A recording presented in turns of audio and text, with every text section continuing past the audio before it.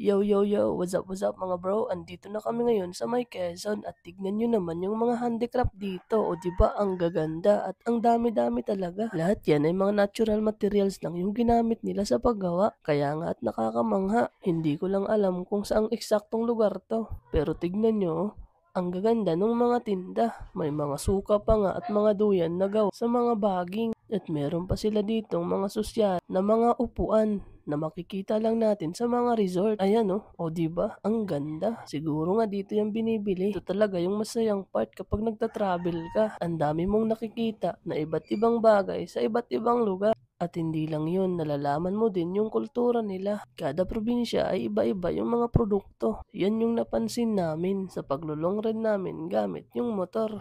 Meron din dito mga tindahan ng pasalubong. Tignan nyo, di ba? Ang gaganda ng mga gawa dito. Kaya kung may balak ka na bumili, try mo na dito. Ang magiging problema mo lang ay malayo.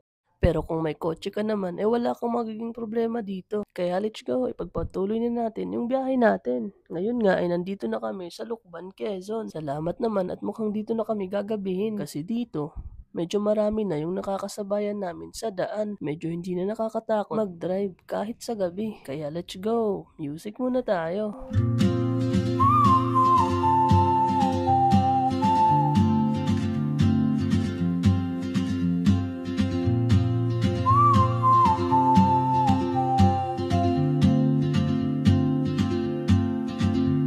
She moves like a map with no borders, a whisper caught in the wind.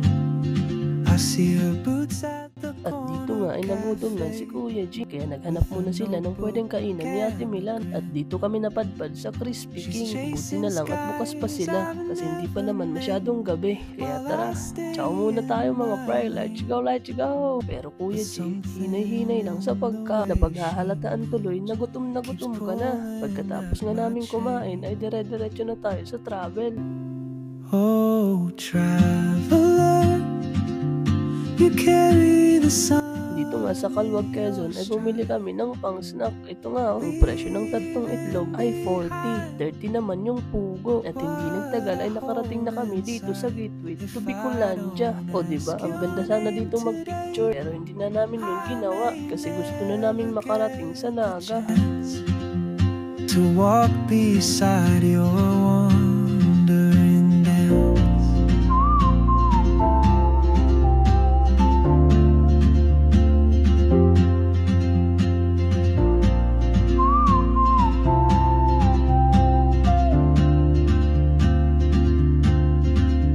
She hums a tune I've never heard in languages I can't speak.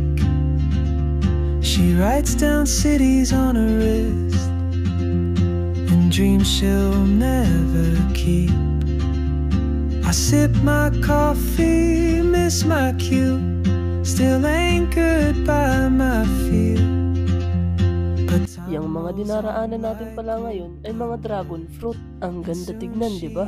Kasi may mga pailaw. At dito nga ay nakarating na tayo sa Sipukot. At dito nga ay nakaramdam na naman kami ng gutom. Kaya pagkatapos magpagas ay dumiretso na kami dito sa Jollibee. Kasi dito, bida ang saya. Mag-uumaga na rin kasi kaya dito na kami magbi-breakfast. Doon na ata kami aabutin ng umaga sa may Naga. If I don't ask your name today, I may never get the chance to walk beside your wandering dance. Maybe next year in Madrid or on some quiet mountain ridge, I'll see you turn and I'll be brave. But what if courage comes too late? Oh, traveler, the world is your open gate, and I just stood afraid of fate. If I don't take that step today, you'll vanish with the train, and I'll never see your smile again.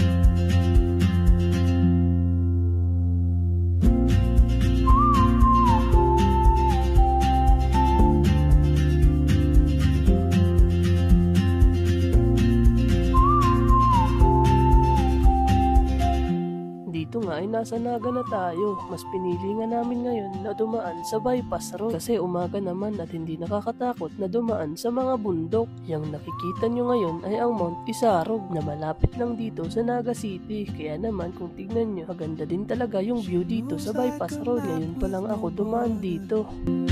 A whisper caught in the wind. I see her boots at Fast forward ay nandito na tayo sa Legazpi at yung nakikita nyo na yan ay ang Bulkang Mayon. Medyo aktibo daw kasi ngayon yung bulkan kaya ang dami ng oso na lumalabas mula sa bunganga nito. Sabi nga sa akin ni Ate Milan ay pumutok daw yung bulkan kagabi pero mahina lang. Nabasa niya daw sa Facebook pero dadaan pa rin tayo dito kasi may surprise tayo sa kanya. Hanggang dito na lang muna. Thanks for watching, Kuya G Diaries. You carry the sun in your stride, leaving behind what I hold inside. If I don't ask your name today, I may never get the chance to walk beside your wandering dance.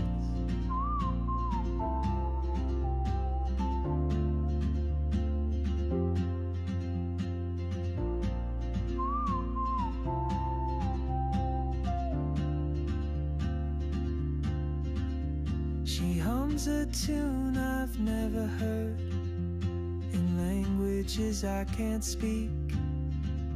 She writes down cities on her wrist and dreams she'll never keep. I sip my coffee, miss my cue, still anchored by my fear. But time rolls on like open roads, and soon she won't be here. Oh, traveler, you carry the sun in your stride, leaving behind what I hold inside. If I don't ask your name today, I may never get the chance to walk beside your wandering dance. Maybe next year in Madrid, or on some quiet mountain ridge, I'll see you turn and I'll be brave. But what if courage comes too late? Oh, traveler, the world is your open gate, and I just stood